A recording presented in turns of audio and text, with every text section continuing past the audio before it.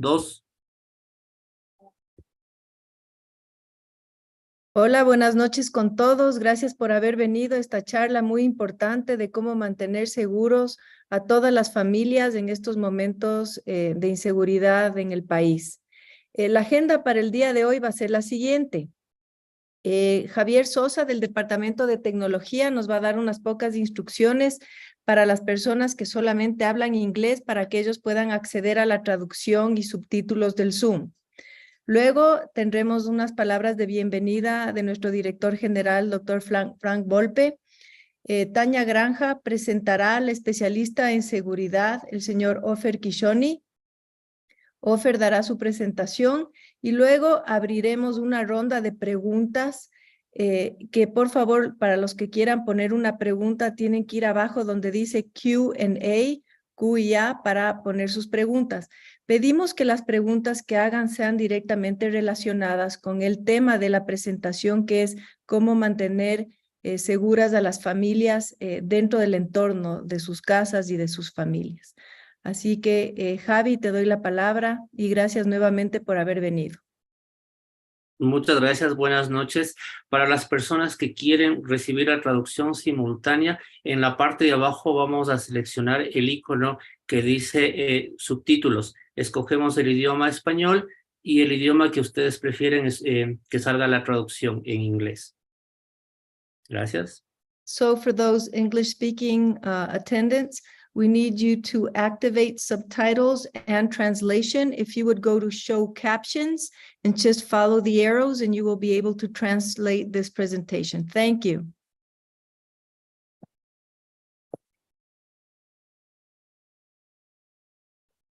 Ok, muy buenas tardes a todos y a todas. Tengo mucho gusto en darles la bienvenida a todos ustedes esta tarde a este taller de seguridad.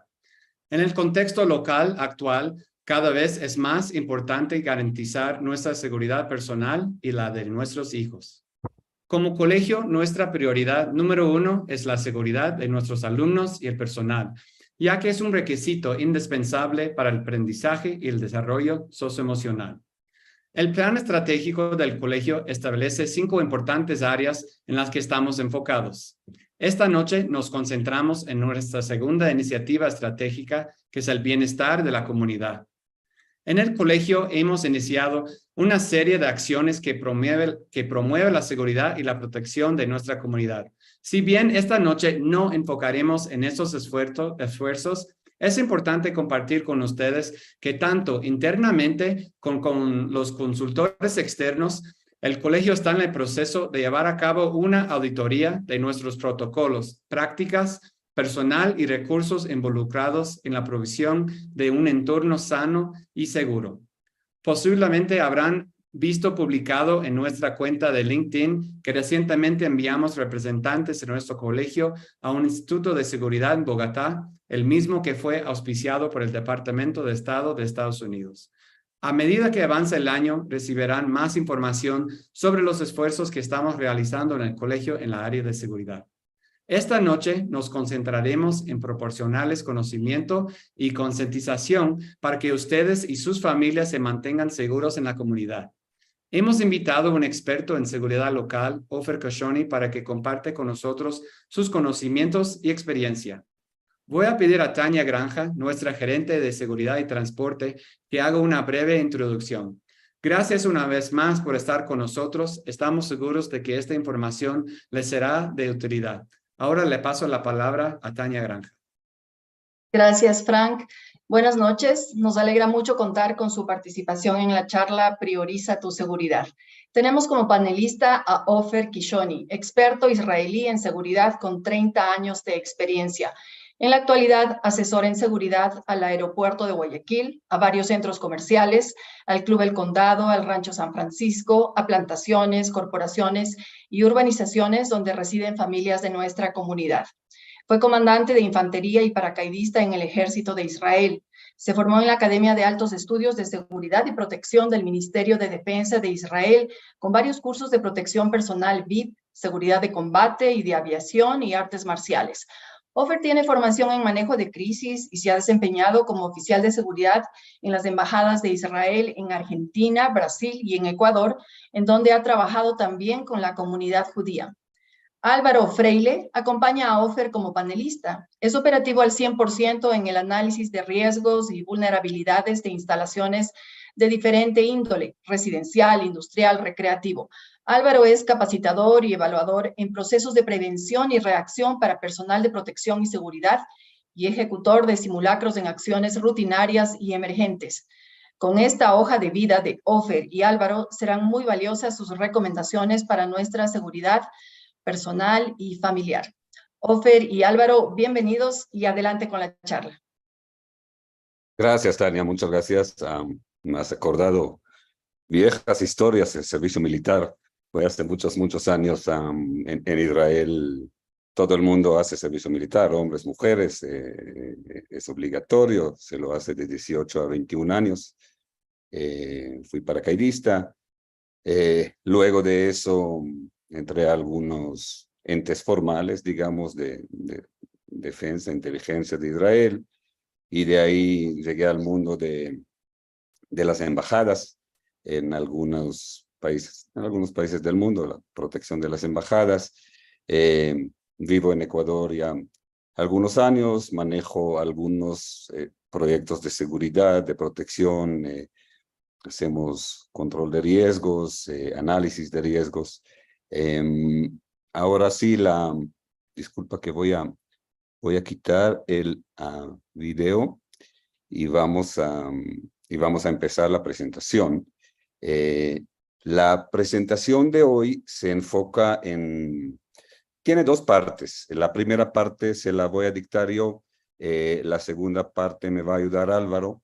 La primera parte se enfoca un poquito más en temas de... Ahí está. En temas de seguridad o la inseguridad que sufrimos. Entonces, vamos a hablar, vamos a ir un poquito desde el macro al micro. Entonces, vamos a analizar un poquito el mundo de la delincuencia con un enfoque un poquito más hacia lo que es las rutas de tráfico de droga, que es parte de las razones en la situación de inseguridad que hoy en día sufrimos. Vamos a explicar qué es lo que ha pasado con el Ecuador durante esos años, donde está posicionado en Ecuador, no solo geográficamente, sino también dentro del mapa de narcotráfico, cuáles son las fuerzas que participan en esa actividad ilícita. Y vamos a tratar de entender o dar razón de por qué llegamos a la situación de inseguridad o a las coyunturas de inseguridad que hoy en día vivimos y lo sentimos todos. La segunda parte se enfoca más hay un breve análisis o presentación de algunos videos de casos más o menos recientes que han sucedido, todos en la ciudad de Quito, casos de delitos.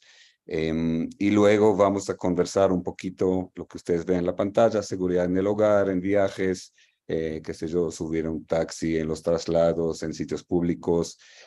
Vamos a hablar también un poco más, sé que hay aquí participando los chicos estudiantes de secundaria, entonces hablar también algo de redes sociales y salidas de ustedes, fiestas que tal vez hoy en día tienen que ser acompañados también con parámetros de seguridad. Y a la final vamos a hablar o dar algunas recomendaciones de qué hacer si tengo que reaccionar porque estoy en una situación que amerita reacción.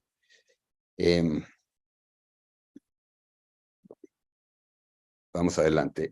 ¿Qué es lo que está pasando?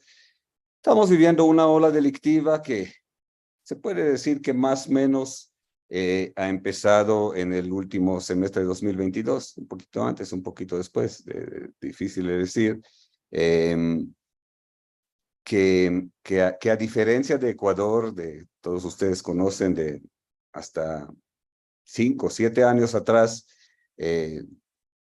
siempre existía delincuencia, pero era una delincuencia, lo que llamamos la delincuencia común, la delincuencia,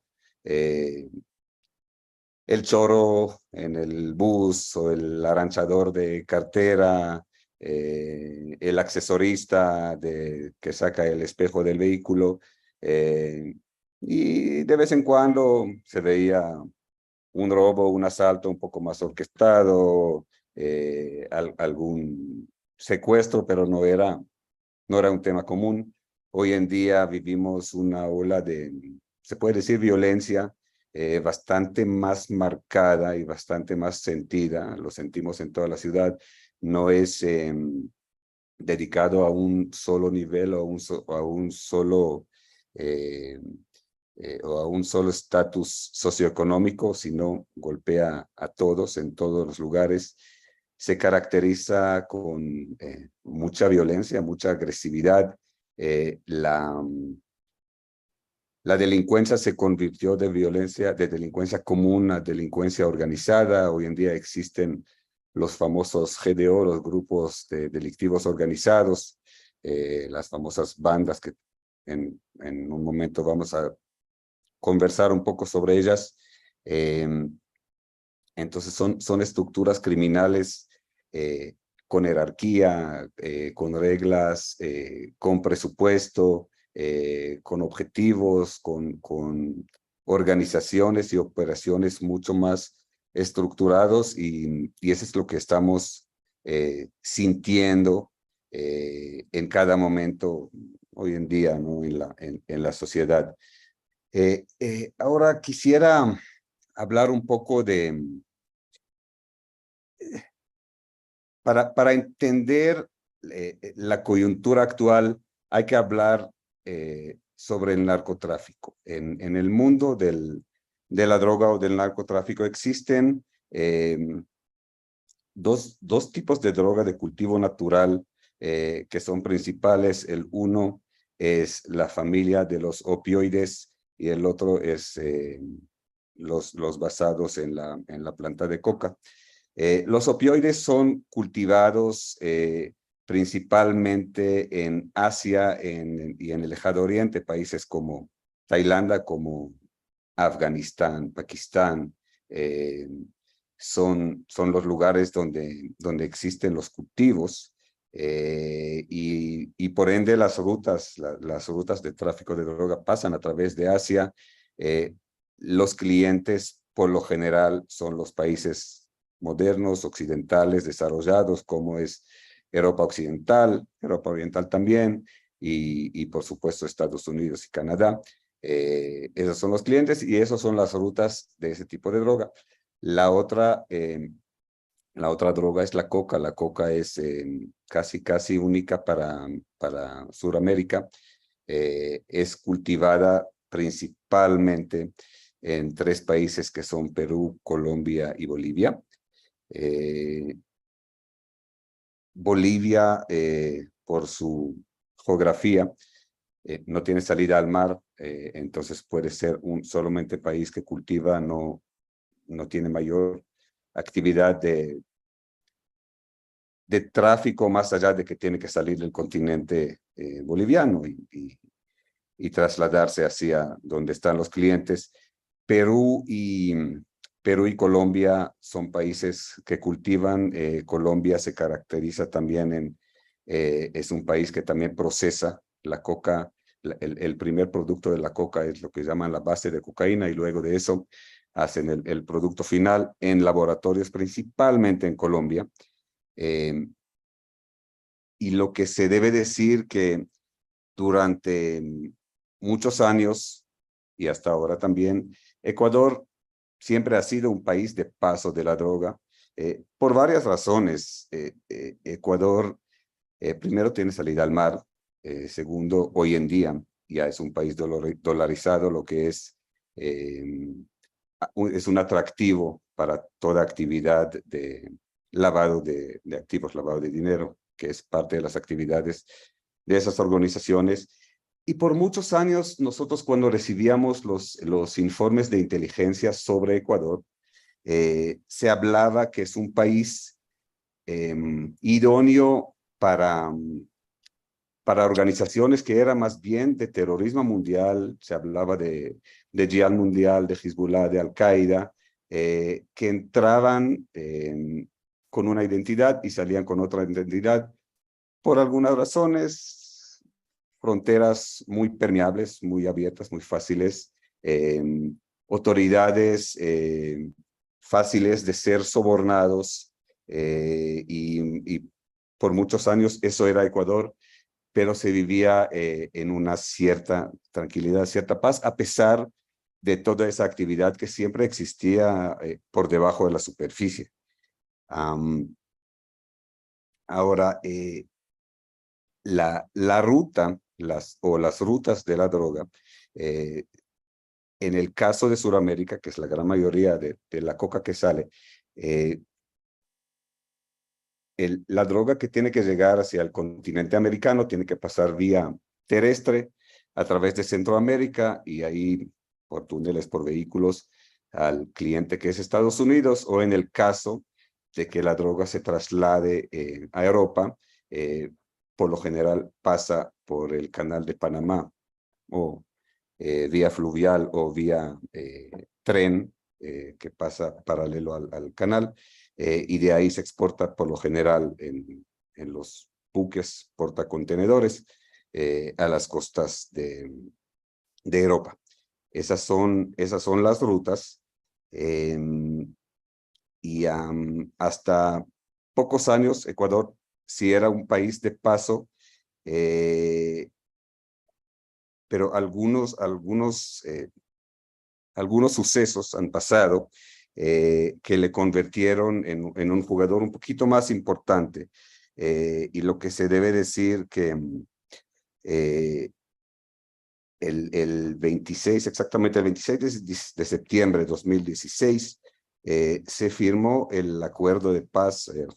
Juan Manuel Santos, el presidente de Colombia, firmó el acuerdo de paz con las FARC, recibió inclusive un premio Nobel de la Paz por eso. La FARC era una organización, todos conocen, ¿no?, las Fuerzas Armadas Revolucionarias de Colombia, que como actividad, digamos, colateral, y para poder financiarse, manejaba bastante el tráfico de droga, pero bien o mal era una organización que también tenía una cierta ideología, y actuaba casi como un ejército, y por lo general luchar contra un ejército es un poquito más fácil. Al momento que hubo el acuerdo de la paz, quedó mucha gente, principalmente en el sur de Colombia, sin su fuente principal de empleo, que es el cultivo del procesamiento de la droga. Y ahí fue que empezaron a surgir todos los grupos que se llamaban los disidentes. Ustedes se acuerdan los años del famoso Huacho y los atentados que empezaron a suceder en el norte de Ecuador, en Mataje y en San Lorenzo, las explosiones, los coches bombas, ataques o tipos de ataques que no hemos visto, no hemos presenciado antes en el Ecuador, empezaron a suceder. Y eso es porque ahora el negocio de la droga, que nunca se fue, simplemente cambió de mano, y cambió de mano a grupos que son un poco más peligrosos, porque en ese momento a esos grupos le interesaba únicamente el tráfico y el dinero y la ganancia, y a el componente, digamos, de la ideología ya no existía. Entonces sucedió eso, y luego de muy poco tiempo, los carteles mexicanos se dieron cuenta se atrajeron por ese negocio del narcotráfico, y empezaron a asomar en nuestro país.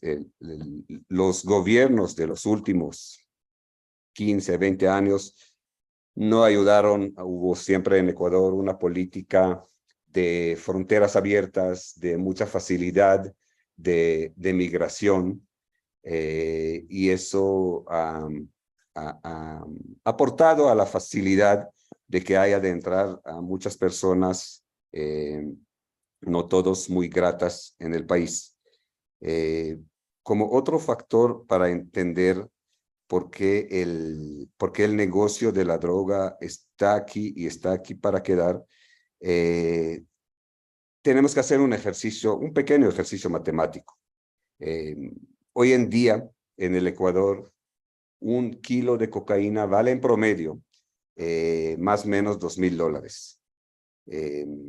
Este mismo kilo en las calles de New York o de cualquier ciudad de Estados Unidos está vendiéndose más o menos en $30,000 a $35,000.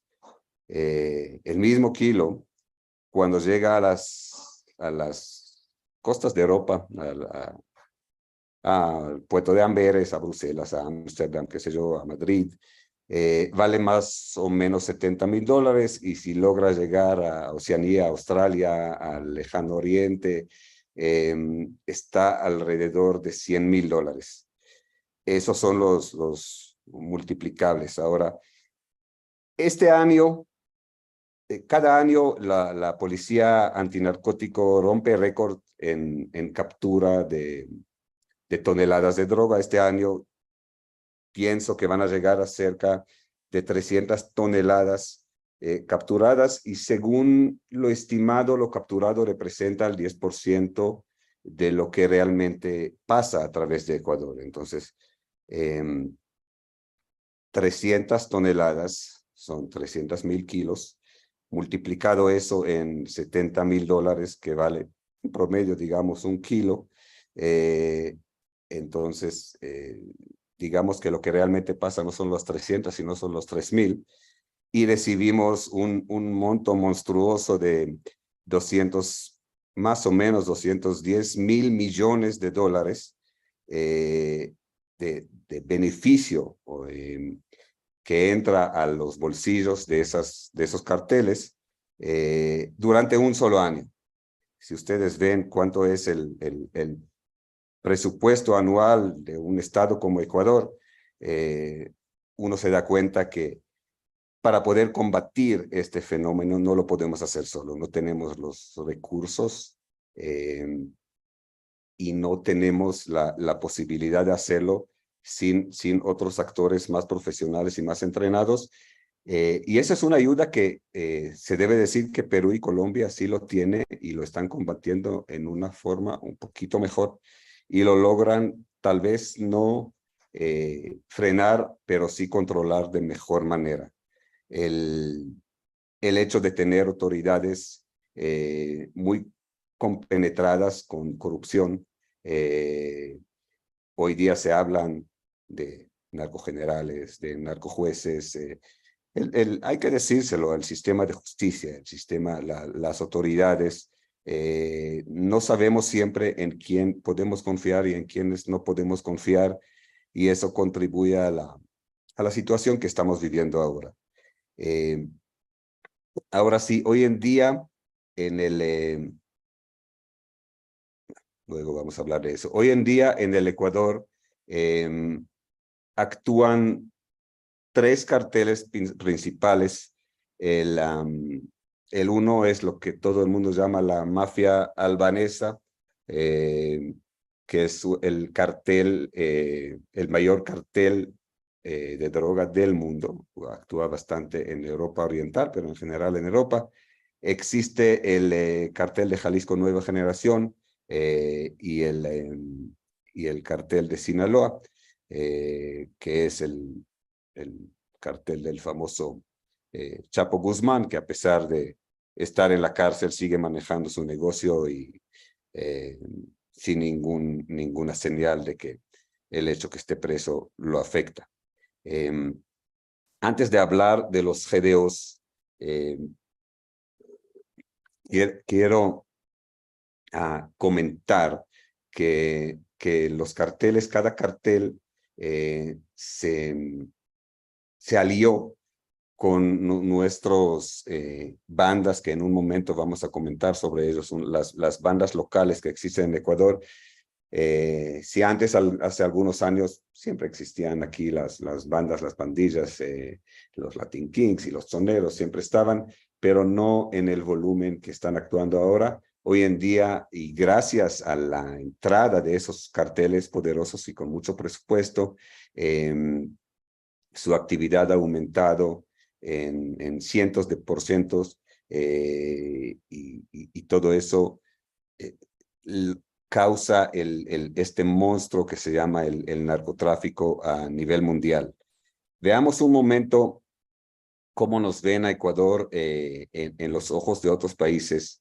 El Departamento de Estado de Estados Unidos saca todos los años advertencias a diferentes países, ¿no? Y habla del riesgo que tiene cada país para los ciudadanos estadounidenses.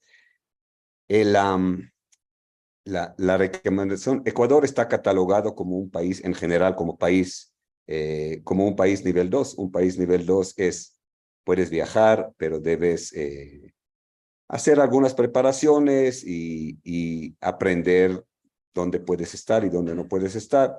La descripción general de ellos es que la delincuencia es un problema generalizado en el Ecuador. Los delitos violentos como el asesinato, el asalto, el secuestro express, el robo a mano armada, son comunes. Las bandas y organizaciones criminales transnacionales operan en las provincias. Aquí hablan más de Carchi y Sucumbíos por frontera con Colombia, norte de Esmeraldas, donde está el narcotráfico, como también Guayaquil. ¿Por qué Guayaquil? Pues contestarle, Verónica, dile que estoy. También Guayaquil. ¿Por qué Guayaquil? Guayaquil es donde están los puertos principales. De ahí dividen en Guayaquil, más o menos, si alguien conoce la avenida Portetetar, que es una avenida que cruza Guayaquil, más o menos a la altura del centro de este a oeste, y divide a Guayaquil en sur y norte, y pasamos ahí unas 2 láminas. Aquí está la copia del documento que lo saqué el día de hoy, de hecho. Entonces, Ecuador como país es un país nivel 2, pero aquí hay 2 partes del Ecuador, digamos, que están en otro nivel 4, que es el nivel más alto, es prácticamente do not travel, no viajar, que es toda la parte sur de Guayaquil, es toda la parte trinitaria donde están los puertos, Tepeji, Contecón, Banana Puerto y los demás, donde está el Guasmo, por actividades de bandas delictivas, y en donde especifican aquí el Departamento de Estado que el gobierno de Estados Unidos,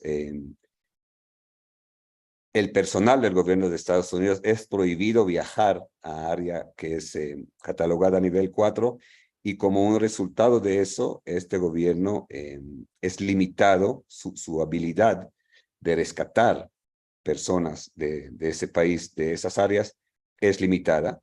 Y ahí hablan de un poco del resto del país, que es el norte de Guayaquil, provincia del Oro, provincia de Los Ríos, Esmeraldas, por supuesto, Sucumbíos, Manabí, Santa Elena, Santo Domingo, y cada vez que yo chequeo esos reportes se añaden más y más áreas en el Ecuador que están catalogados como áreas de riesgo. Ahora sí, no cómo llegamos a eso, explicamos cómo llegamos a eso, pero uno pregunta, ok, si es un tema de narcotráfico, ¿por qué no sigue la situación como era todos los años?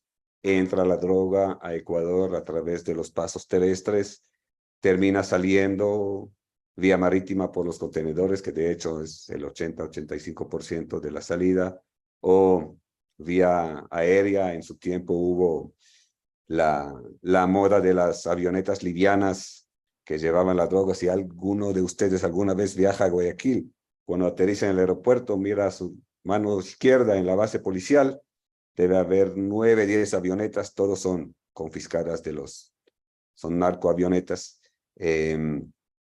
los semisumergibles, las lanchas rápidas, todos llegando a Sudamérica, pero entonces uno pregunta, ok, te sigue dedicando a eso, pero ¿por qué eso afecta a la inseguridad, a la terrible inseguridad que vivimos?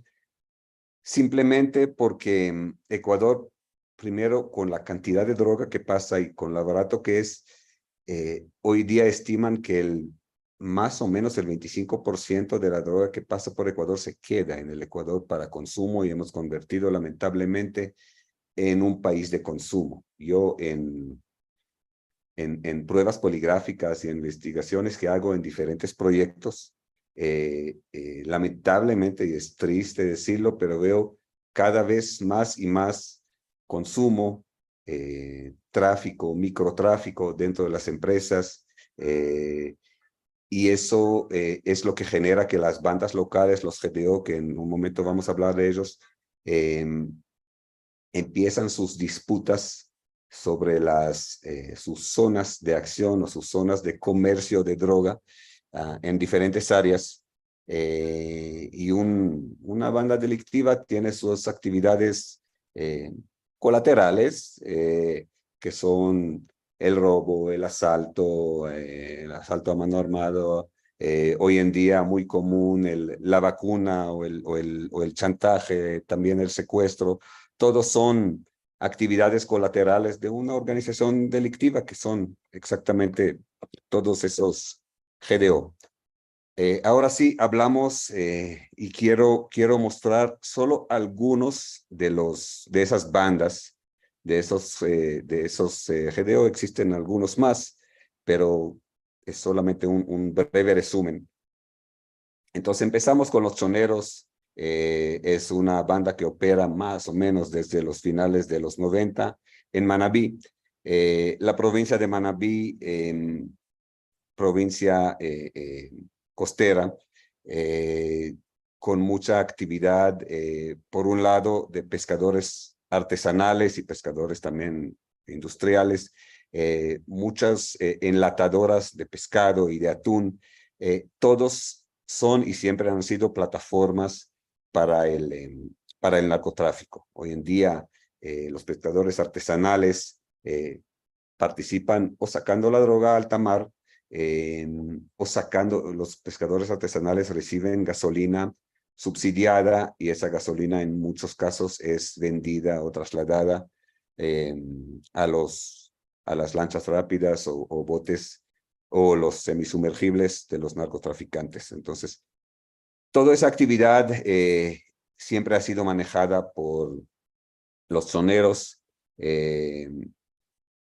Otra vez, las actividades colaterales, extorsión, secuestro, sicariato, se estima más o menos 20,000 miembros, yo diría puede ser también más. Seguimos por los chone killers. Los chone killers es prácticamente el brazo armado de los choneros, los que se dedican al sicariato cuando tienen disputas de territorio o cuando deciden que hay que eliminar una u otra persona de otra organización rival. Los que llaman los gatilleros son los chone killers. Se hablaba que principalmente presentes en Guayaquil, en Daule, en Durán. Luego los lagartos. Los lagartos nacieron en un punto que está en el brazo de mar que llega al Golfo de Guayaquil. El puerto de Guayaquil es un puerto, no es un puerto marítimo, es un puerto sobre un brazo de mar. Y desde este puerto los buques cargados de contenedores salen al mar abierto. Y Punta Arecha es un lugar, más o menos en la mitad de ese lugar, de ese trayecto, en donde nacieron los lagartos que se especializaban y se especializan hasta ahora en contaminar a los buques con droga, obviamente con colaboración de la tripulación. Se acercan generalmente en la noche con lanchas y con botes, pasan los cargamentos de la droga y la tripulación encima de los buques se dedica a hacer la contaminación de todos los contenedores, estos son los lagartos, por lo menos así nacieron. Los tiguerones, otro grupo que se desprendió de los choneros. Hay que hacer aquí un paréntesis, decir que los choneros era un grupo muy, muy grande hasta el 28 de diciembre de 2020. En esta fecha fue asesinado el líder de los choneros, el famoso líder de los choneros, alias Rasquiña. Él salió de la cárcel en alguna forma, seguramente coimando o de alguna manera. No duró mucho afuera de la cárcel. A las 2 semanas, justamente en esa fecha, se fue a un centro comercial con su familia, ¿no? En la ciudad de Manta. Sentaron a tomar café, entró un muchacho, un jovencito de 16 años, y le disparó y le mató. Y eso fue el punto de que los choneros empezaron a desagruparse o a dividir en diferentes bandas, que una de ellos, como dicen aquí, son los tiguerones. Trabajan principalmente en Guayas, en Guayaquil. Las mismas actividades como los chonequiles, como los lobos. Los lobos, otra banda que conocemos más presente, más activa en el norte, bastante en provincia de Pichincha, también en Esmeraldas. Se estima más o menos 8,000 miembros. Y por último, se puede nombrar a los Latin Kings.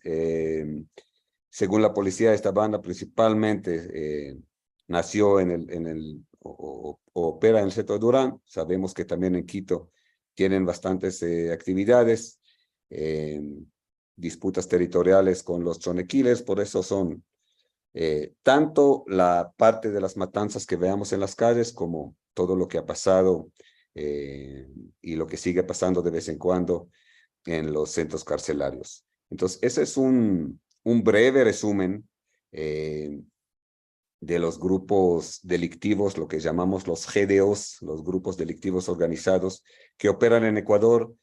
Faltó de nombrar, sabemos que existen los Ben 10 y los Vatos Locos y los Águilas, y hay un montón de bandas que nacieron y operan y funcionan bastante bien. Son muy, lamentablemente, la pobreza, la falta de oportunidades, la falta de empleo, la situación económica aportan a que esas organizaciones crecen. Se estima que en provincias como ciertas partes de provincia de Esmeraldas, Manabí, Guayas, se conversa que de los jóvenes de 16 años hasta los 20 años, 6 de cada 10 prefieren hacer su carrera en tratar de entrar a uno de esos GDO en vez de tomar estudios y hacer una carrera normal. Y esa es parte realmente esa es una parte fundamental del problema que vivimos.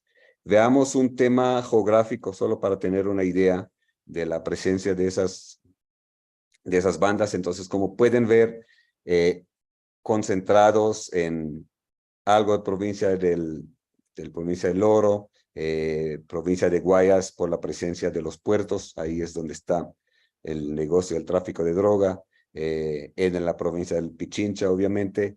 Faltó aquí indicar que también existe provincia de Orellanas y Sucumbíos. Ahí están muy activos los lobos en colaboración con la mafia albanesa o la mafia balcánica, como se llama. Eso solamente para tener una idea dónde están y cómo actúan estos grupos. Eso fue una breve reseña, una breve descripción, tratando de descifrar o de entender la situación que vivimos hoy en día en el Ecuador, lo complejo que es. Nuestro presidente nuevo tiene una tarea fuerte e interesante para poder tratar de bajar las llamas, digamos, tratar de bajar los niveles de violencia. El problema del narcotráfico es un problema como veamos en otros países, ¿no? Como México, como Colombia, como los países de Centroamérica, es un problema que hay que tratar de controlarlo más que de eliminar. Yo diría, hay que saber aprender a convivir tratando de controlarlo. Y es lo que algunos países lo hicieron con más éxito, otros con menos éxito. Pero esa es la situación la que vivimos este momento. Hasta aquí llega la parte informática, llamémosle así, sobre la situación. Le voy a dejar el espacio a Álvaro para que vean juntos algunos videos de casos delictivos que han pasado, creo que todos aquí en Quito y a los alrededores. Vamos a parar luego de cada video y vamos a conversar un poco de lo que estamos viendo y qué es lo que sucede, y luego pasamos a la parte de recomendaciones. Entonces, Álvaro, sigue, por favor. Gracias. Gracias, Ofer. Buenas noches con todos. Como lo comentó Ofer, vamos a interactuar ahorita y observar algunos videos, 4 en total, de algunos abordajes, temas de secuestros y de lo que estamos viviendo en la actualidad en temas de inseguridad.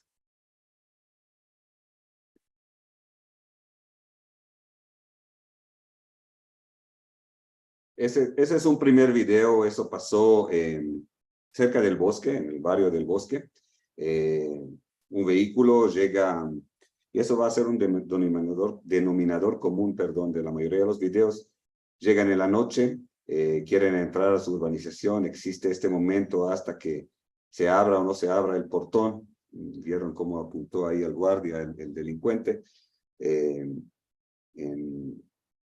La pareja, ¿no? La mujer sale de un lado, el hombre que dio un poquito más de pelea y no quiso ser llevado, a la final lo llevan, y muy rápidamente se lo llevan, y era lo que llaman un secuestro express, para tratar de sacarles dinero o lo que se puede. El auto no se lo llevaron. Seguimos, Álvaro, al siguiente video, que es la misma situación. ¿Qué pasó? No. Sí. Trata de ver el reloj arriba. Se van a dar cuenta que transcurren exactamente 2 minutos desde que llegan los delincuentes a trancarles ahí y hasta que se los llevan de ahí. Comienza en 2:44 más o menos, y 2:46 ya no están ahí. Muy rápido actúan. Es un grupo, yo creo que ahí hay unos 8 o 10 personas, no estoy seguro. Algunos están dentro de los vehículos. Ninguna respuesta o ningún apoyo de la seguridad local. Seguramente eran inferiores en número, inferiores, no sé si estaban o no estaban equipados. Entonces, con relativa facilidad, ahí era el hombre que estaba en el asiento de pasajero. Da un poco de lucha, pero a la final se lo llevan al balde de la camioneta roja y se van. Esperamos que terminan. Mira, está 2:45, 55, y ya exactamente 2 minutos por reloj están fuera del lugar. Siguiente, Álvaro. Ok. Ese es el video de la hija del exalcalde, señor Yunda. Ustedes pueden ver arriba. Esa es la rampa que baja cuando uno sale del túnel Guayasamín, y después del peaje hay una rampa que sale hacia la avenida Simón Bolívar para tomar la vía norte-sur. Pueden ver un auto con luces de stop que se presume que era la campana que esperaba hasta poder ver la caravana de la familia Yunda. Y al momento que llegan, sigue adelante. Lo que no se ve en la cámara es que más adelante había un furgón que bloqueó toda esa vía, por eso no pudieron avanzar mucho. En la parte de atrás, al momento que hubo el bloqueo, en la parte de atrás se colocó una señora que era parte de los secuestradores, y ella colocó un viernes de noche, Ella colocó unos conos y a los autos que venían, ella decía que hubo un accidente y que tomen la otra vía. Entonces, toda una organización muy detallada, muy bien construida para tener el área limpio para ellos para poder operar. Según los testigos, se le resbaló el auto porque estaba nerviosa, no sé si trató de salir o trató de arrancar, no lo pudo hacer en este caso. Y a la final terminan abriendo el auto y llevando a alguien amenazado para que abran la puerta. Y terminan abriendo el auto y se van del lugar. En este caso, después de algunas horas, era en la misma noche, no estoy seguro cómo fue el proceso de rescate o negociación, pero fue rescatada esa misma madrugada, digamos. Siguiente. Ok. Este siguiente último video que vamos a ver, creo que todos conocen, creo que hace 2 o 3 días, solo para mostrar que el mismo modus operandi sigue pasando. Miran un auto por delante, otro auto por detrás. Aquí, según comentado, ese es un auto blindado, entonces el señor protector, chofer, sabía que está más protegido y vio la oportunidad y pudo escapar. Salió del lugar, según lo que se comenta, recibió algunos impactos. Los autos blindados son hechos para absorber impactos de armas de fuego y sin que penetran. Y otra vez, pero horas de la noche, cerca de la entrada a una urbanización, parado en la calle, ahí es donde suceden las cosas. Vamos adelante ahora. Gracias, doctor. Vamos a hablar un poquito sobre la cultura de seguridad. Hacemos mucho hincapié en esto porque es importante que a nivel personal generemos una cultura de seguridad, reduciendo vulnerabilidades y aumentando nuestras capacidades, así como en industrias, en oficinas, en urbanizaciones se hace un análisis de riesgo. También debemos hacernos un análisis de riesgo personal. ¿Qué tipo de persona soy? Describirme si soy una persona de riesgo, qué tipo de modus operandi existen, ¿no es cierto? Y tratar de tener prácticas para evitar este tipo de situaciones, ¿no es cierto? Y minimizar los posibles riesgos a mi persona y a la familia.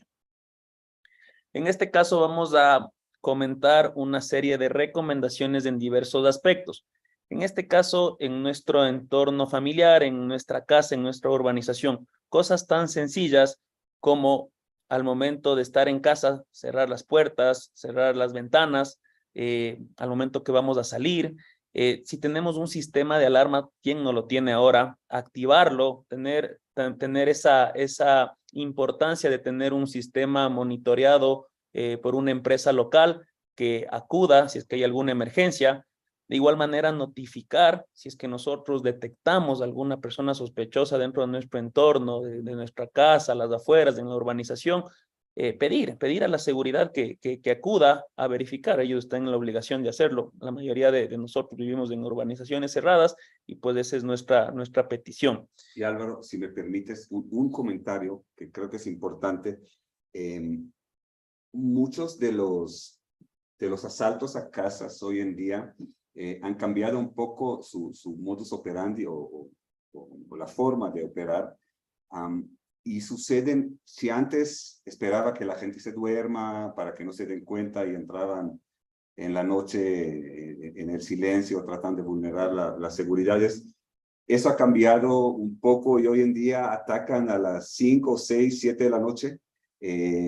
¿Por qué? Porque tenemos la costumbre de que llegamos a la casa, mientras estamos despiertos, las puertas están abiertas, las ventanas están abiertas, la puerta hacia el patio, el jardín está abierta, las alarmas no están puestas y los delincuentes también lo saben y por eso atacan en esos horarios. Entonces la recomendación nuestra es, lamentablemente llegas a la casa y pones las seguridades, cierras las puertas, pones candados, que todo esté cerrado, que todo esté alarmado. Los que tienen hoy en día se puede activar una alarma que estén activos o activados los sensores externos y dentro de la casa puedo andar sin activar absolutamente nada.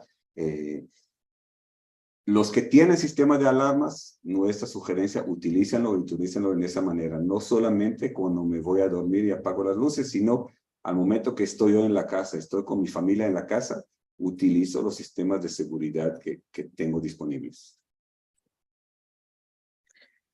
¿Qué hacemos cuando nos vamos de viaje?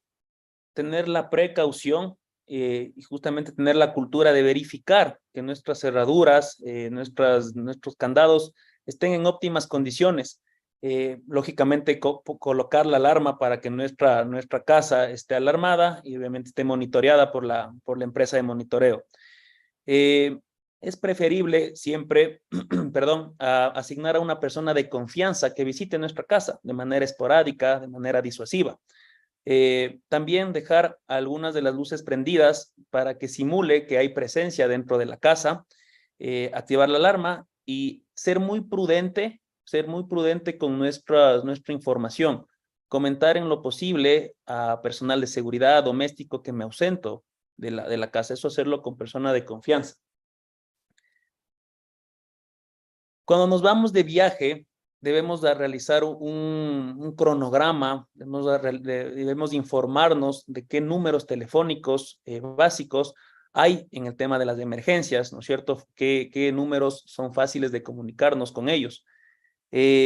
Como también comentaba Ofer, tal vez anotar en un papel la dirección de su hotel o en otros lugares importantes, porque de ser el caso, que tenemos alguna emergencia, algún asalto, algún robo, lo que van a robarnos son nuestros implementos electrónicos, del celular, donde en lo general anotamos, nosotros registramos nuestros diferentes direcciones. Un papelito, pues eso nos puede también ayudar para poder localizar o poder gestionar una emergencia. Tener una discreción, ¿no es cierto? Siempre mejor desconfiar de un poco, mantener informados de la agenda solo a gente que realmente debe saberlo. Evitar ir a lugares peligrosos. Si necesariamente tenemos que ir para allá, siempre que sea acompañado de una persona local que conozca, ¿no es cierto? Y nos mantenga informados y de cierta manera protegidos porque esa persona conoce este tipo de lugares.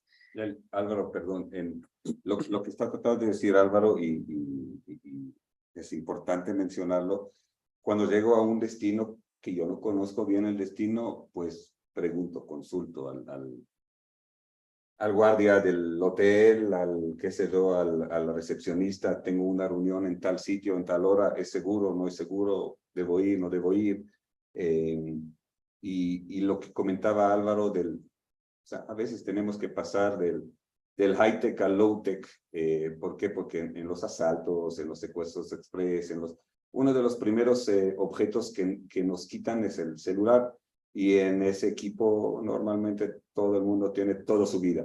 Estoy seguro que si les pregunto a ustedes cuál es el número de hasta sus esposos, esposas, hermanos, no lo van a recordar porque le tenemos guardado de otra manera y no recordamos el número y al momento que la mayoría de esos asaltos o una gran parte terminan en de que lamentablemente nos dejan en una parte remota de la ciudad, pero si es un lugar que no conocemos y estamos sin ninguna herramienta que nos pueda rescatar o salvar.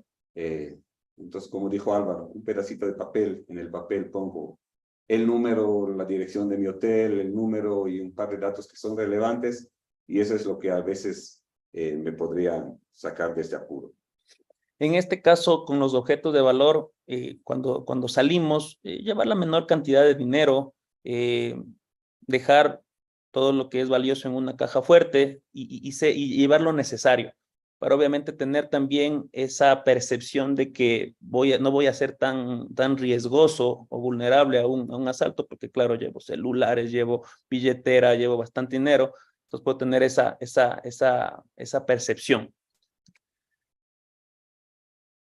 ¿Qué pasa cuando nos subimos a un taxi, a un Uber, a estas plataformas digitales que nos sirven de traslado?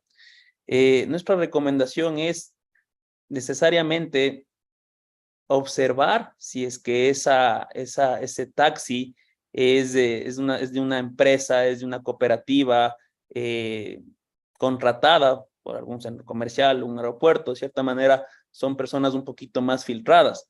Saber que si es que me voy a subir a estos vehículos, que tengan las placas visibles.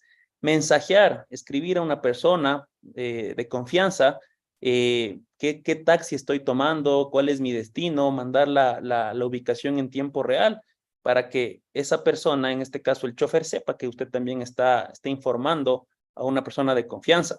Y les digo, perdón Álvaro, como una recomendación general, por lo general, nosotros en nuestros centros comerciales, los que manejo yo, en el aeropuerto de Guayaquil, en diferentes lugares, tenemos convenios en algunas cooperativas de taxis en donde pasan algún nivel de screening sus choferes y hay un poquito más de confianza. Hemos tenido casos, inclusive en el San Marino en Guayaquil, que los clientes a veces, por no esperar la fila de 3, 4 personas para subir un taxi, salen a la calle, a la avenida Orellana, y terminan siendo en un secuestro express, porque hay los taxistas que están esperando justamente en esas áreas para cometer esos delitos. Entonces, los lugares que ofrecen el servicio de taxis, como aeropuertos, como hospitales, como centros comerciales, es mejor utilizarles. Por lo general son un poco más seguros. Y sí, tomar, por más molestoso que sea, tomo la placa, miro que los taxis normalmente tienen esos números en las puertas, en el techo, ver que lo tienen realmente, tomar la foto de la placa, mandar a alguien de mi confianza, puede ser esposa, esposo, hijo, hija, no sé, papá, mamá, y decir, estoy subiendo a este taxi, estoy yendo a tal lugar. Así, si es que lamentablemente algo sucede y hay un secuestro o algún caso adverso, por lo menos tenemos un dato desde donde podemos empezar a investigar. Así es. ¿Qué pasa en los traslados? Debemos obviamente asegurarnos que alguien de nuestra confianza sepa de nuestro destino, una hora prevista o la ruta, una hora de llegada. De igual manera, no divulgar los detalles del traslado con personal que no necesita saber esta información. Debemos ser prudentes al momento que nosotros nos trasladamos de punto A a punto B. De cierta manera, elegir también una ruta corta, ¿cierto? En lo que son las autopistas, y a medida de lo posible evitar zonas peligrosas en horarios nocturnos. Justamente los últimos secuestros ocurren en autopistas, ocurren en lugares peligrosos, poco habitados, ¿no es cierto? Donde hay abordajes, en donde podemos lamentablemente sufrir un secuestro. Asimismo, también si nosotros detectamos o percibimos que estamos siendo perseguidos, no lo comprobemos, no arriesguemos o veamos si en verdad me están siguiendo. Si nosotros ya detectamos una simple sospecha, irnos a un lugar público, a un banco, a un UPC, a un centro comercial, comentar a un guardia de seguridad, al policía, qué es lo que está pasando, y así nos vamos a sentir un poquito más seguros. De igual manera, estacionar nuestro vehículo al momento que vamos a estar en un sitio público en reversa, siempre tengan esa costumbre de hacerlo, por si nos toca salir de una manera rápida, hacerlo más ágil. Y déjame agregar aquí, Álvaro, un punto que es un comentario general. Nosotros consideramos la seguridad como, qué sé yo, 95% de prevención. Entonces, no por nada dicen un hombre precavido vale por dos. Si aplicamos todo eso, si somos precavidos, si somos cuidadosos, es muy posible, y no vamos a enterar nunca, pero que hemos evitado algunos asaltos, algunos ataques sobre nosotros, sobre nuestros allegados. Entonces, si tú estás ahora manejando y piensas o sospechas que ese auto, que esa moto que te está siguiendo, primero no lo descartes. Si tú sospechas, no lo descartes. Tampoco, como dijo Álvaro, trate de verificarlo. No voy a entrar a una calle angosta para ver si va también el otro, porque puede ser que sea sin salida y me corcha, no voy a dar 3 vueltas en redondel o no sé qué hacer. Simplemente, si tú piensas que te están siguiendo, primero, todo el mundo está con teléfono, llama a la policía, llama a alguien de tu confianza, avisa dónde estás y avisa qué es lo que está pasando. Puedes aumentar un poco de velocidad, vaya a un lugar donde tú sabes que hay personal de seguridad, centro comercial, qué sé yo, gasolinera, algún restaurante, algún lugar donde sabes, estación de policía, sabes donde hay seguridad, paras al lado del agente de seguridad, en preferencia armado, le dices, señor, apóyame por favor, creo que me están siguiendo.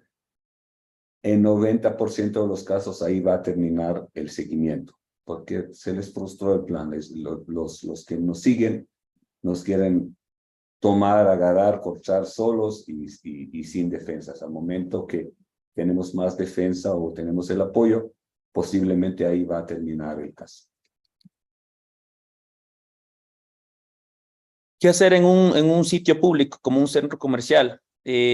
Siempre no dejar a la vista objetos de valor, billetera, una laptop, una maleta, una cartera, siempre guardarlos en el maletero de atrás, porque esos objetos, cuando las personas pasan y observan, son susceptibles al hurto en este caso. Hemos visto casos en centros comerciales que están rotos los vidrios. ¿Por qué? Pues llevarse una maleta, llevarse incluso prendas. Eso puede ser una situación de que para el delincuente mira eso como que se está escondiendo y ahí hay algo de valor. Tratemos de que todo eso llevarlo o esconderlo o guardarlo en el maletero.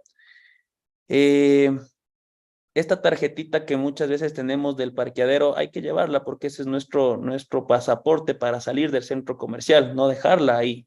Es que si llegan a ingresar a nuestro auto, fácilmente va a salir. Algo muy importante en los centros comerciales, no sabemos qué tipo de gente ingresa a los centros comerciales. Nunca dejar a nuestros hijos sin una supervisión o estar pegados a ellos. Muchos de los casos también de secuestros son en centros comerciales, en sitios públicos donde hay aglomeraciones de personas, de gente, en ferias, tal vez en eventos internos, y ahí es donde pasan algunas de estas emergencias. Y aquí, Álvaro, solo un par de comentarios. Los centros comerciales, a pesar de que brindan un nivel adicional de seguridad, no cometan el error de pensar que entraste a un mall y estás en un lugar seguro. No es así. El centro comercial es un sitio público en donde está permitido el ingreso de todo el público. Les digo de experiencia que también ingresan los delincuentes. A veces les atrapamos, a veces no les atrapamos, pero ellos también están presentes ahí y eso es algo que hay que tomarlo en cuenta. Y lo que Álvaro dijo a mi hijo, no le dejo ni un minuto, voy a sacar dinero del cajero o solo voy a retirar eso, ni un solo minuto, eso puede terminar en tragedia realmente. Tener mucho cuidado. ¿Qué pasa en las citas de trabajo o en nuestro lugar de trabajo? Muchas veces hay que evitar ingresos o visitas innecesarias en nuestras oficinas. Hay veces personas que se presentan alguna entrevista o quieren sorprender tal vez a la recepción y demás. Si usted no está esperando a alguna persona, simplemente evítelo, llame a seguridad. No trate de comprobar si es que esa persona viene a probar alguna visita directamente con usted. Evitar las rutinas, lugares visitados en horarios repetidos, tratar de evitar esas rutinas, cambiar de rutas en este caso, no compartir una información innecesaria con quien no deba saberlo. Siempre hay que tener nuevamente prudencia del caso con nuestros temas financieros, nuestros traslados de mercadería. Hay que ser muy sigiloso y celoso en este tipo de información. Como lo comenté también anteriormente, no aceptar visitantes ocasionales o que no conocen el motivo de la visita o sus antecedentes. Ser muy recelosos en quien reciba la información de su agenda diaria, de sus citas de trabajo. ahí es clave el manejo de información. Solamente el que realmente necesita debe saber, mi asistente, mi secretaria o mi colega, si debe saber de mi agenda, que sepa de mi agenda. Nadie más debe saber. Y tener mucho cuidado de las citas que no son de mi iniciativa. Si hay una llamada, y a veces es una llamada y es una cita o una invitación que me llama mucho la atención, muchas veces tienen otro objetivo. Entonces, ese tipo de reunión, si es que termino aceptando, lo acepto en mi espacio seguro, en mi oficina, en mi despacho, donde tengo mi sistema de seguridad a mi disposición, y tener mucho cuidado en invitaciones que vienen, como se dice, out of the blue, de un almuerzo o de una reunión o de una salida que no tienen una explicación lógica. Este es un tema importante que debemos tenerlo en cuenta, tanto adultos como jóvenes, el tema de las redes sociales. El tema de las redes sociales es justamente, como su nombre lo dice, es una red social donde en la mayoría de los casos publicamos y divulgamos nuestra vida social. En este caso, lo que es el Facebook, lo que es Instagram, son redes en donde se alimentan de información, muchas veces información confidencial, porque claro, para editar o para generar un perfil te piden tu nombre, tu número telefónico, tu correo electrónico. Entonces estamos dando información sensible al mundo, ¿no? Si bien es cierto, ahora hay ciertos parámetros de seguridad que la misma red lo restringe, pero ahora en el tema de la ciberdelincuencia no se sabe. Son muy hábiles los ciberdelincuentes para filtrar toda esa información. Una de las recomendaciones que nosotros hacemos es filtrar y depurar los contactos o amigos dentro de las redes sociales al menos una vez cada 3 meses. Uno no sabe, muchas veces está en las redes sociales revisando, acepta al conocido o acepta al amigo del amigo y no sabe que esa persona tal vez tiene antecedentes penales, judiciales, es un potencial amenaza para usted. Filtremos esa información para saber que las personas que tenemos en nuestra red social en verdad son gente que conocemos, que hemos conversado, que son allegados. No compartir información personal en directo. Muchas veces cuando salimos a almorzar, nos vamos de viaje, tenemos alguna experiencia, nuestra costumbre es coger, tomar la foto y subir en ese momento, registrar, incluso a veces registramos el lugar en donde estamos. Ese tipo de información, si usted es una víctima potencial, puede ayudar al delincuente a que a usted le ubiquen y obviamente cometer su acto delictivo. Los delincuentes, como lo mencioné anteriormente, usan esta información para estudiar a su víctima. Si nosotros mantenemos un perfil abierto, ven qué tipo de restaurantes nosotros acostumbramos a ir, viajamos, ven a dónde vamos, incluso a veces ven qué tipo de autos tenemos, ven en dónde vivimos. Esto para los delincuentes puede ser caldo de cultivo para que lo estudien y ser su posible víctima en un futuro. Muchas de las veces llegan también solicitudes de amistades o llegan estos famosos referencias de personas que quizás puedas conocer, ¿no es cierto? Usted no conoce, no sabe si es que esta persona, quién es, o lo conoce a profundidad, o cuáles son las intenciones que tiene con usted. Simplemente si no lo conozco, no es mi amigo, no es mi familiar, no lo acepto. Es mejor, inclusive si es que le llega una solicitud de amistad, una solicitud de seguimiento, eliminarlo y de ser posible bloquearlo, porque así podemos restringir que esa persona tenga más información de nosotros. Mantener los perfiles en privado y con la mayoría de restricciones posibles. Si bien es cierto, hay veces que en el Facebook o en el Instagram podemos bloquear fotos, información y demás. Hay algún sinnúmero de opciones que nosotros podemos realizar para restringir esta información.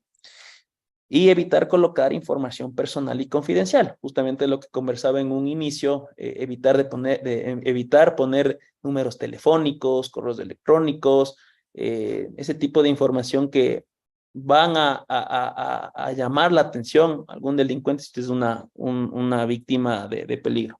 Un tema, voy a tratar de hacerlo un poquito más rápido en honor a tiempo, sé que estamos excediendo un poco.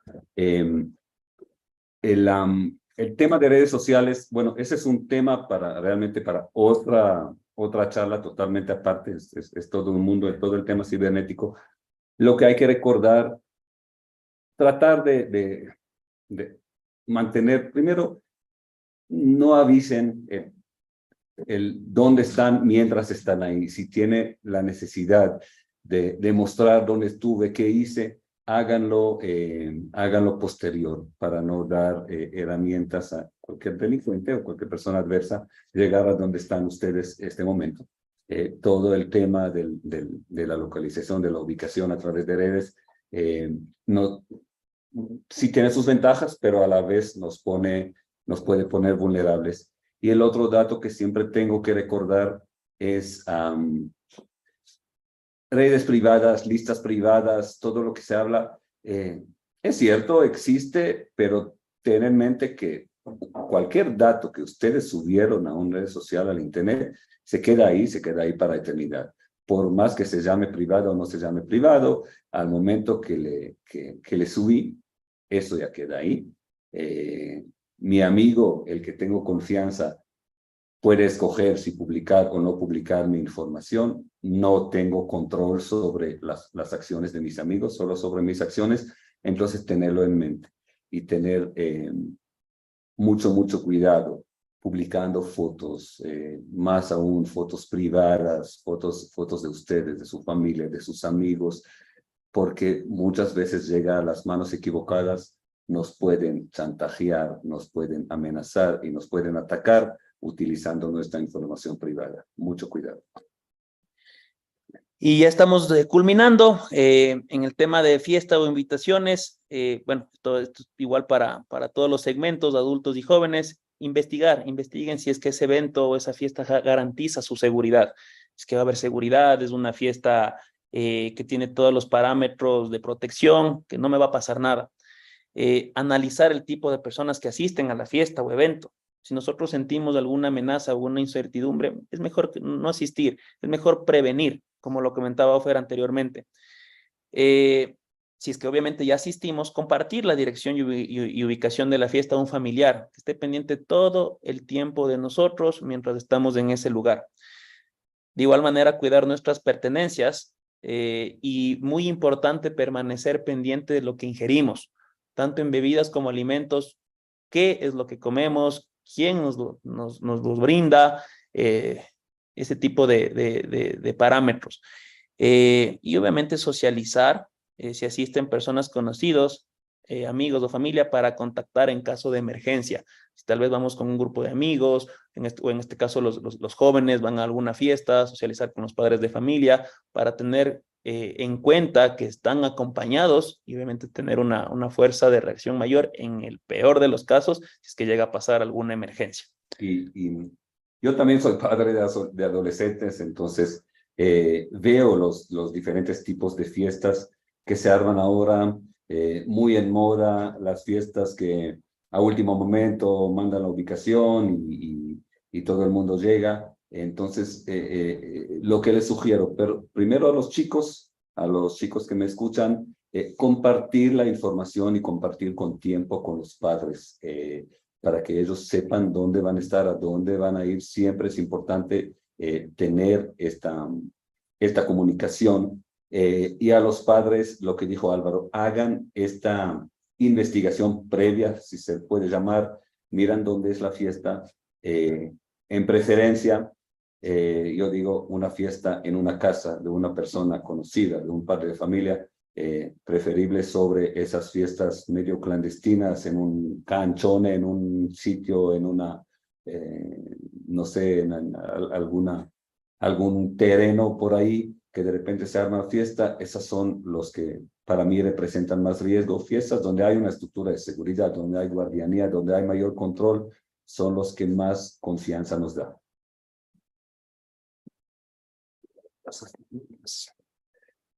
La última parte, todo lo que hemos hablado hasta ese momento habla de la prevención. Como yo les dije, el 95% de seguridad es ser preventivo. O sea, si logro tener esos cuidados en el viaje, en mi casa, cuando camino en la calle, cuando estoy en un centro comercial, salgo a una fiesta, en mi manejo de redes y demás, muy posiblemente logro evitar una gran parte de lo que me hubiera pasado si hubiera sido menos cuidado o menos preventivo. ¿Qué pasa si a pesar de todas las precauciones, ahora estoy siendo atacado? La primera regla y la regla principal es mantener la calma por mí y por el delincuente. Muchas veces un delincuente para armar un ataque también se arma de valor. Y se arma de valor bebiendo alcohol, consumiendo sustancias, y eso nos genera un delincuente con reacciones alteradas, y puede ser una persona armada y ahí se convierte en un peligro. Entonces, mientras mantengo yo la calma y pido calma al delincuente, tengo más posibilidades de cumplir el objetivo. Señores, el objetivo, si estoy atacado, es salir vivo del ataque, yo y mis familias, nada más. Hacerle al delincuente que sienta que tiene el control de la situación, no resistir, entregar lo que piden el delincuente, para no crear una tendencia psicológica para resistir al asalto. Hoy en día ya casi no hay necesidad de llevar dinero en efectivo, peor, grandes cantidades. No lo hagan. Tampoco vayan con la billetera vacía. Siempre tengo una cierta cantidad de dinero en la billetera. Si me roban, pues me roban. El dinero es recuperable a la final. No transmitir enojo, no transmitir sentimiento de venganza. Recuerdan, contra un arma de fuego, si me están apuntando ahora, no hay una fuerza física que pueda resistir. No crear situaciones que le hagan al delincuente sentir que está perdiendo el control, porque puede utilizar la violencia. Y hablando de violencia y como anticipando, hoy en día, a diferencia de antes, muchos de los ataques empiezan con violencia. Les digo, porque si les va a tocar que no les cojo desprevenidos, muchas veces los ataques empiezan con un puñete o con lo que llaman el cachazo en la cabeza. Es muy doloroso. Es para que el delincuente sienta que está en control. Le vemos más y más y más que sin poner resistencia empieza con mucha violencia.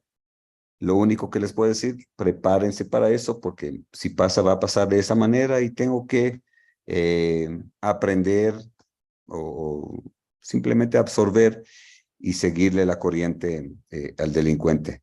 No responder a las agresiones físicas contra ustedes, contra los acompañantes. El objetivo, otra vez, es sobrevivir el asalto. Como dicen aquí abajo, el ladrón drogado, bebido, tiene los reflejos alterados. Siendo así, hagan todo con mucha calma y movimientos suaves, informándolos. ¿Qué quiere decir? Voy a meter la mano en el bolsillo, voy a sacar mi billetera, voy a abrir la cajuela del auto para sacar mi maleta y así, para que el delincuente no se asuste y piensa que estoy por atacarle. Preocúpese siempre de evitar ser una víctima de asaltos. Eso es obviamente lo que hemos hablado hasta ahora, la prevención. Evitar provocaciones, y eso estamos convirtiendo en una sociedad mucho más agresiva y violenta que antes. Y provocaciones pueden atraer violencia en bares, en discotecas, en el semáforo, qué sé yo. Es una señal de inteligencia, no de cobardía. Y hoy en día, en la sociedad que somos, ya no sabemos quién es la persona que está al lado mío o que le quiero confrontar. Si hay un asalto, obviamente entrego todos los objetos de valor. sabemos ya que nada vale pelear hasta hasta para perder la vida. La vida vale más que todo eso. Eso es, hasta aquí es la presentación. Yo creo que ahora, perdón por haber demorado un poquito más de lo estipulado, creo que ahora damos un pequeño espacio para preguntas. Entonces, Tania, sigamos adelante. Gracias. Sí, tenemos unas preguntas relacionadas con la charla y es qué hacer en caso de secuestros, qué hacer en caso de extorsiones o el momento que le piden una vacuna. Ok, realmente son 3 preguntas, pero voy a tratar de responder. En el caso de secuestro, mira, si estoy ahora frente a un secuestro, ya me están apuntando con un arma, al menos que sea una persona que es muy preparado y muy capacitado, mi recomendación es colaborar. Porque el otro resultado puede ser perder la vida, ¿no? Porque normalmente la gente que me secuestra tiene las herramientas que son armas de fuego. Existen diferentes tipos de secuestro. Hay el secuestro express, que es con el objetivo de la famosa ronda de cajeros y demás, y luego de una noche de eso me botan en algún lado de la ciudad. Otros son secuestros extorsivos, en donde entra una negociación. En este caso, y para quien considera que puede ser o tener el perfil de ser secuestrado por extorsión, sugiero tener los correspondientes seguros. Hoy en día existen seguros de vida, siempre existían internacionales, que abarcan o cubren el tema de secuestro, inclusive con equipo de expertos que vienen normalmente de otros países para manejar todo el tema de la negociación. Hay que estar también listo para eso. Y existen los secuestros, se puede llamar virtuales, que antes eran más de moda, ahora no se ve tanto, en donde, qué sé yo, ven que el muchacho va al cine y sabe que el cine se pone en mute el celular, y de repente llega la llamada al padre: tenemos secuestrado a tu hijo y pasa tal dinero a tal cuenta. Esos son los secuestros virtuales que también pasan. El otro tema, el tema de las vacunas o los chantajes, que cada vez es más y más y más común, no solo en Guayaquil, también en Quito y en todo el Ecuador. Es una tendencia, y hay mucha gente que replica la tendencia. Una gran parte, yo diría la mayoría de los chantajes o amenazas de chantaje o de intento de cobro de vacuna son falsos, no tienen nada detrás. Entonces, lo que yo sugiero, y siempre voy a sugerir, si llega a esos mensajes y lo pueden bloquear, bloquéalos. Haga la denuncia en la policía, quéjese en la policía. Y lo que no debes hacer es seguir la corriente. No debes pagar absolutamente nada. Al momento que pagaste la primera vez, no te van a soltar más. Van a seguir y van a seguir y van a seguir molestando porque les funcionó. Una gran parte de esos intentos viene de dentro de los centros carcelarios, porque obtienen bases de datos. No es porque justamente una u otra persona es ubicado por la red delictiva, no es así.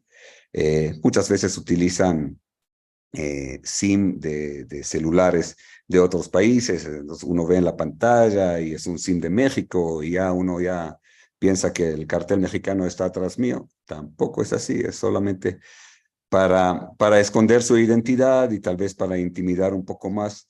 Pero mi recomendación, señores, bloquear, denunciar y no seguir la corriente.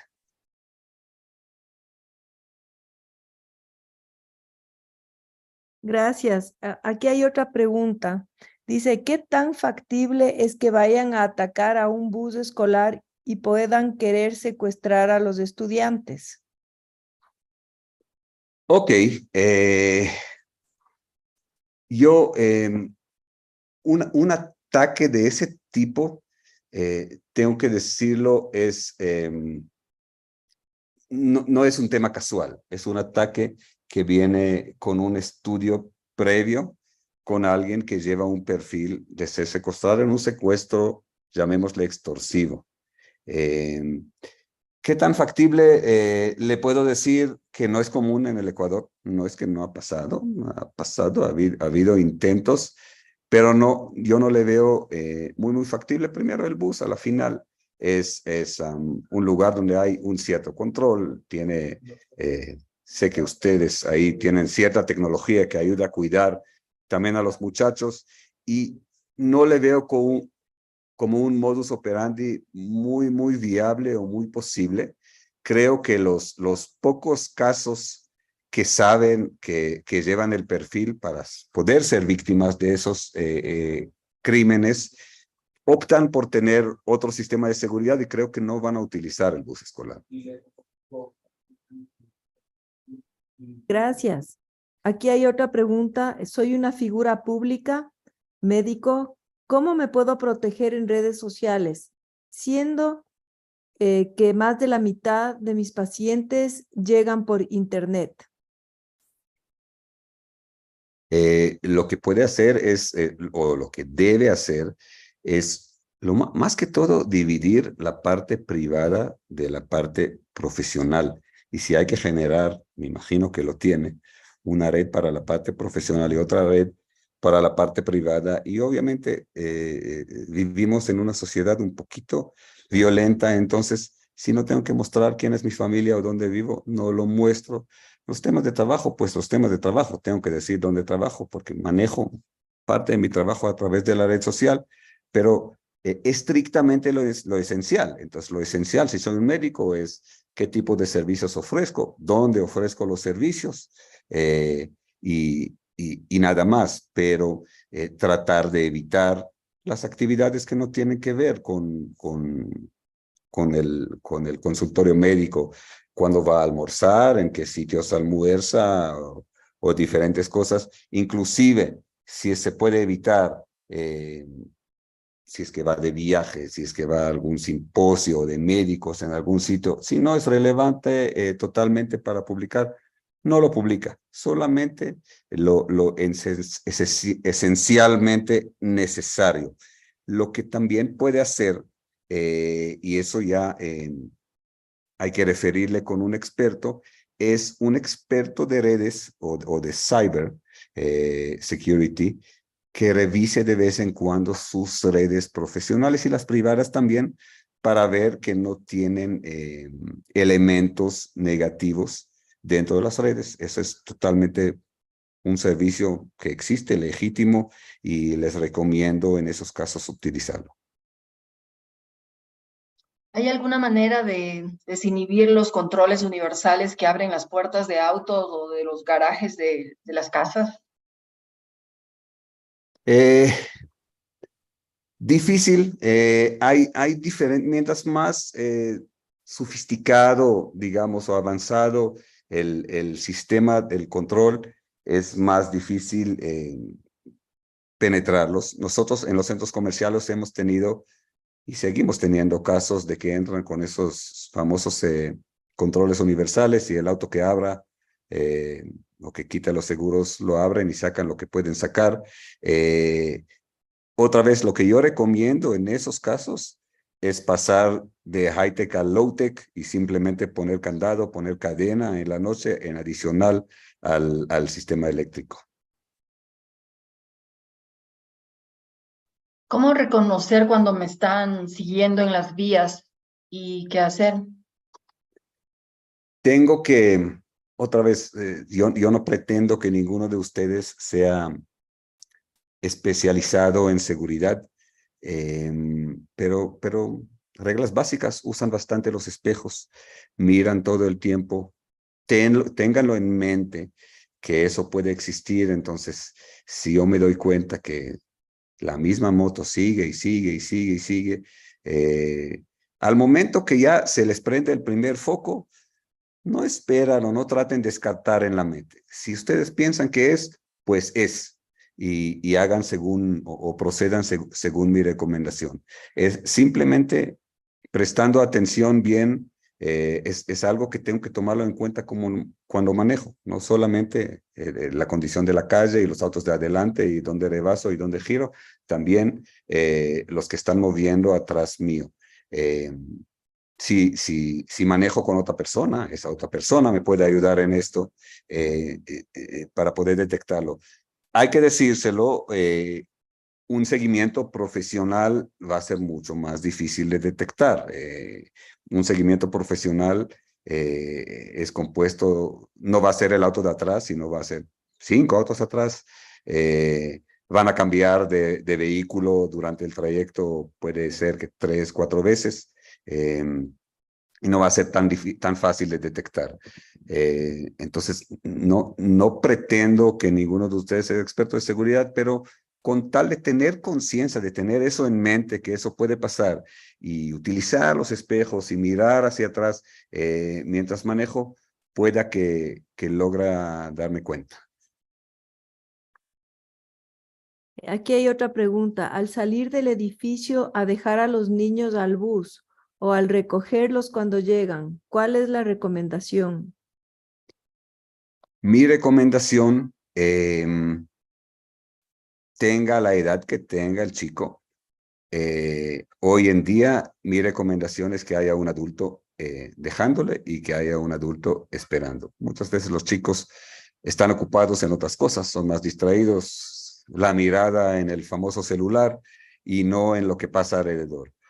Si ves a alguien o un auto o una persona que no pertenecen al sitio o que no deberían estar o que les llama la atención, no lo suben al bus, llévanlo de regreso a la casa, llaman al colegio, llaman al bus, digan que están preocupados y lo mismo en la bajada. Si es que ven a alguien en el sector y piensan que pueda pasar algo, pídenle me imagino que pueden llamar al colegio y avisan y piden que hay una situación que les preocupa y inclusive si el chico tiene que regresar al colegio, pues que se regrese al colegio y evitemos eso.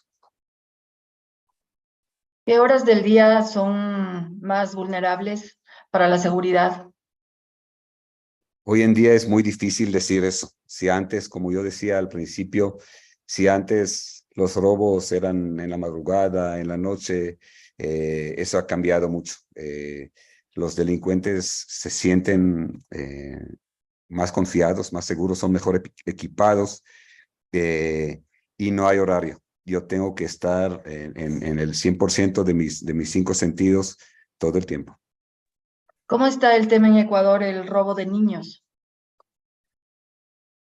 Lo existe, hay que decirlo que existe en un nivel social un poco más, en las sociedades más empobrecidas, porque es parte de un negocio muy triste, pero que existe y ahí hay un negocio, una venta por dinero, que lo rapten a un chico por robo de niños. Sucede, pero no sucede mucho. La mayoría es como parte de lo que llaman la trata de blanca o trata de tráfico de personas. Y ese es un negocio. Ese es un negocio que sí existe en Ecuador, no tanto en un modus operandi de un rapto o de un secuestro de un sitio, más como un negocio pagado. Si debo tomar Uber todos los días, ¿hay alguna medida extra de protección que debo seguir? Bueno, no hablamos del tema de los Uber, pero debo decirles, los Uber, antes los Cabify y los no sé qué otros servicios hay de estos, de ese servicio de taxi, no son tan seguros. O sea, las empresas como Uber no ponen mayores restricciones o barreras en la contratación o en el screening de contratación cuando contratan sus choferes. Y de hecho han existido algo de secuestros, delitos, asaltos, con choferes de Uber o con cómplices de choferes de Uber. Entonces, si estás forzado de utilizar esos servicios, la misma regla que es en taxi es con el Uber. El Uber da herramientas, entonces comparten su ruta, comparten la placa, comparten el destino con alguien de su confianza.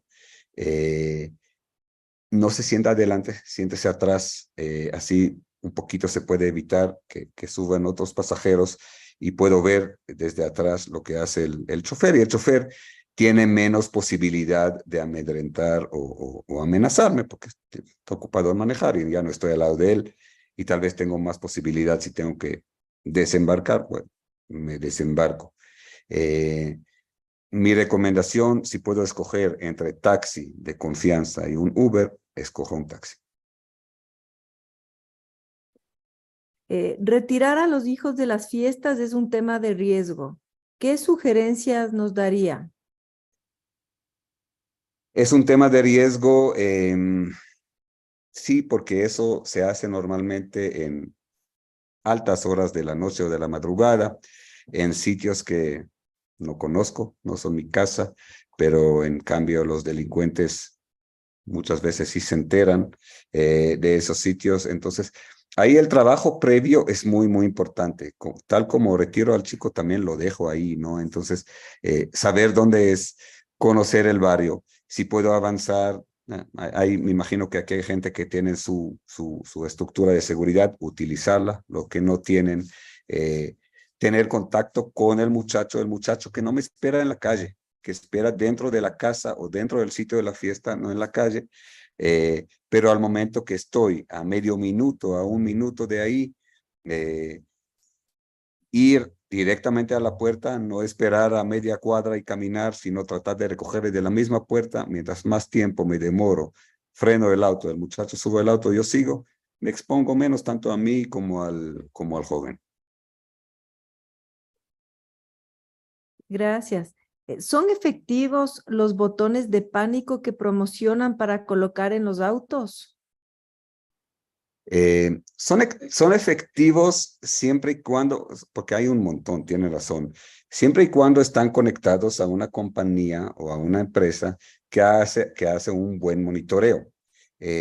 Recordar que muchas veces esos botones, siempre esos botones son conectados con una tarjeta SIM. Entonces, si estoy en un lugar sin cobertura, no van a funcionar.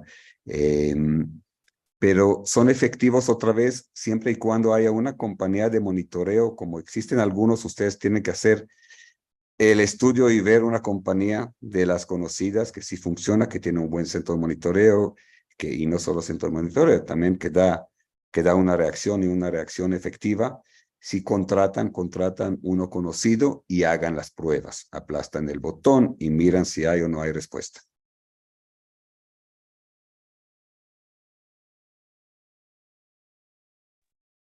Bueno, yo creo que ya estamos llegando al final. Si alguien tiene alguna pregunta más, o yo creo que ya podemos cerrar.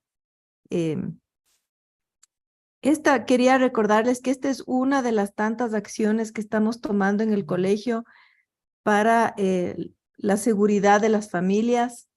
Estamos tratando de promover la seguridad de nuestros chicos también en el colegio, de que ellos también se cuiden, y ojalá que en esta presentación también hayan habido algunos estudiantes de secundaria.